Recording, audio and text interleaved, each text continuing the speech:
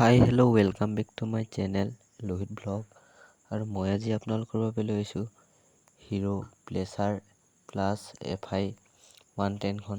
আৰু মই আজি ইয়াৰ ফাইনেল ডিটেইল আৰু অন-ৰ'ড প্ৰাইচ কেছত কিমান দিব লাগিব সকলোখিনি ক'ম, তেন্তে ভিডিঅ'টো শেষলৈকে চাই থাকক।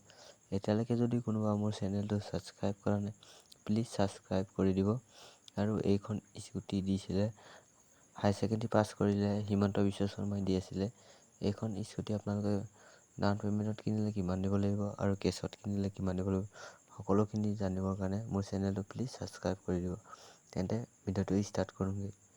এইখন স্কুটি এক্স-শ্ব'ৰুম প্ৰাইচ হৈছে 64,950 ৰুপিজ আৰু ইয়াৰ অন-ৰ'ড প্ৰাইচ হৈছে 79,825 ৰুপিজ। আৰু ইয়াৰ ফাইনেন্স ডিটেইল হৈছেগৈ আপোনালোকে ডাউন পে'মেণ্টত যদি ল'ব বিচাৰে মিনিমাম ডাউন পে'মেণ্ট কৰিব লাগিব 22,000 আৰু আপোনালোকৰ যিটো লোন এমাউণ্ট হৈ যাব সেইটো 57,825 ৰুপিজ। আৰু আপোনালোকৰ টিনাৰ হৈ যাব 36 মান্থ, যিটো আপোনালোকে ইনষ্টলমেণ্ট দিব লাগিব 36 মান্থ।